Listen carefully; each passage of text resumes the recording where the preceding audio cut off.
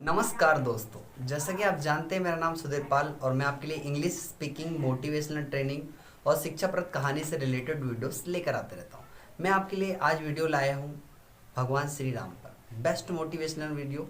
क्योंकि राम कथा सुंदर करतारी, संशय बिहान उड़ावन हारी। भगवान श्री राम से हमको बहुत कुछ सीखने को ज़िंदगी में। जिन भगवान श्री राम ने बहुत सारी परीक्षाएं दी और वो बहुत सारी परीक्षाओं पे खरे उतरे और उनने ज़िंदगी में बहुत सारे ऐसे उतार चढ़ाव देखे जिनके बारे में आज मोटिवेशनल वीडियो है। इस वीडियो को स्किप ना करें, क्योंकि किसी भी चीज़ का आधा और अधूरा ज्ञान जो है अभी के लिए नहीं भविष्य के लिए खतरा होता है। जैसे महाभारत काल में अभिमन्यु को चक्रों भेदने का अधूरा ज्ञान था और उन्हें अपनी जान से हाथ धोना पड़ा। इसलिए पूरी वीडियो आप सुने। और भगवान श्री राम जब अपने गुरु के आश्रम में गए तो सारे शिष्य सो जाते थे, लेकिन वो गुरु के जब तक के चरण दबाते थे जब तक के गुरु सो नहीं जाते थे। इसके साथ साथ वो गुरु माता को अपनी माता मानते थे और भगवान श्री राम ने बचपन से ही अपने आदर्शों को फॉलो किया है, अपने आदर्शों को माना है। इसलिए वो मर्यादा पुरुषोत्तम कहलाते हैं और उन्होंने ज़िंदगी में बहुत सारी परीक्षाएं दी। जैसे उनको जब अयोध्या का राजपाट मिलने वाला था और उनको अचानक खबर मिली कि तुम्हें 14 वर्ष के वनवास के लिए जाना है, लेकिन उन्होंने अपने पिता पर क्रोध किया, न कैकेयी माता जिन्होंने उनको 14 वर्ष के वनवास भेजा था उन पर क्रोध किया। उन्होंने आसानी से इस चीज़ को स्वीकार कर लिया, पास भेजा। और लेकिन वो अपने पिता भी क्रोध नहीं हुई और अपनी माता पर भी नहीं, उन्होंने सीधे जाना स्वीकार कर लिया। लेकिन लक्ष्मण ने कहा कि आप विरोध कर दो, बोले मत जाओ बोले। तो उन्होंने कहा कि जो व्यक्ति अपने पिता की आज्ञा की अवहेलना करता है या पिता की आज्ञा नहीं मानता है, उसकी पूजा जो है देवता तक की उसकी पूजा स्वीकार नहीं करते हैं। इसलिए मुझे पिता की आज्ञा का पालन करना पड़ेगा, अपनी रघुकुल रीत को निभाना पड़ेगा। मतलब किसी को अगर वचन दे दूँ तो उसको निभाओ, क्योंकि प्राण जाए पर वचन न जाए। रघुकुल की रीत को उन्होंने निभाया। उन्होंने ज़िंदगी में ऐसे ऐसे संघर्ष किए हैं कि ज़िंदगी में बहुत कुछ उनसे सीखने को मिलता है। उन्होंने अपनी शक्ति का कभी गलत इस्तेमाल नहीं किया और जो है वनवास के बाद भी बहुत सारे उन्होंने दुख झेले। राजा, एक सच्चा राजा कैसे बना जाता है, प्रजा के सुख के लिए अपनी पत्नी का तक के त्याग किया।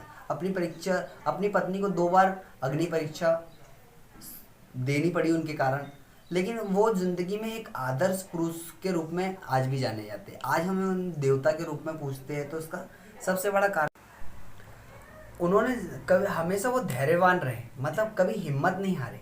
भगवान श्री राम जब उनकी पत्नी का हरण हो गया तो थोड़े से घबरा जरूर गए थे, लेकिन हिम्मत नहीं हारे। उन्होंने अपनी पत्नी को पूरा ढूंढने का प्रयास किया और फिर रावण से युद्ध किया और रावण को परास्त किया। और जब रावण मरण अवस्था में था तो उस समय एक शत्रु जो मरण अवस्था में, कभी उसको कोई व्यक्ति ने नमस्कार किया नहीं। ये भगवान श्री राम ने जब रावण मर रहा था तो लक्ष्मण से कहा जाओ।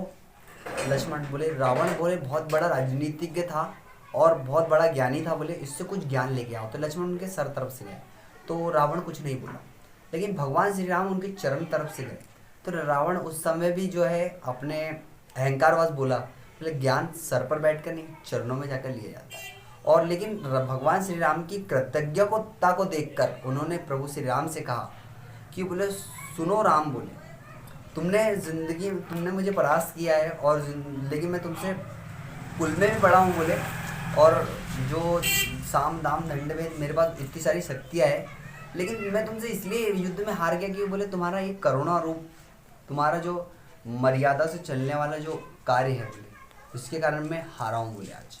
और दूसरा मेरा रास्ता गलत था।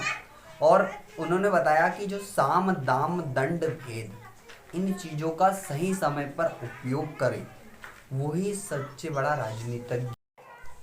भगवान श्री राम ने जब अश्वमेध यज्ञ किया तो उन्हें अश्वमेध यज्ञ करने के लिए अपनी पत्नी के साथ बैठना था। उनकी पत्नी नहीं थी, लेकिन उन्होंने दूसरा विवाह नहीं किया।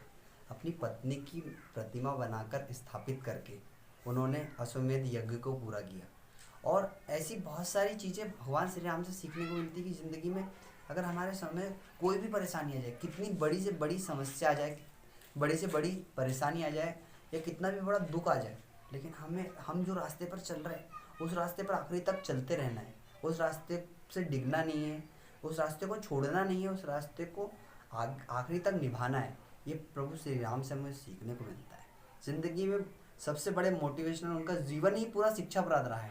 उनकी हर एक चीज़, छोटी से छोटी चीज़ से हमको सीखने को मिलता है। इसलिए सभी भाई, राम, लक्ष्मण, भरत, शत्रुघ्न, सब उनसे प्रेम करते थे। उनके पिता भी उनसे प्रेम करते थे। कैकेयी माता और जितनी भी उनकी माताएं थी, वो सबसे अधिक प्रेम, अपने पुत्रों से अधिक प्रेम भगवान श्री राम से करती थी। उनसे सब व्यक्ति, पूरी प्रजा भी इसलिए आदर्श पुरुष रहे हैं। और उनके ज़िंदगी में बहुत सारी ऐसी चीज़ें हमको बहुत सब कुछ सीखने को मिलता है। जैसे उन्होंने जब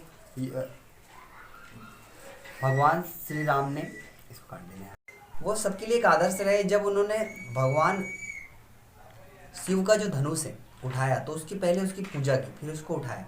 जब वो समुद्र पर जो है सेतु बांधना था, जब भी उन्होंने भगवान भोलेनाथ की पूजा की।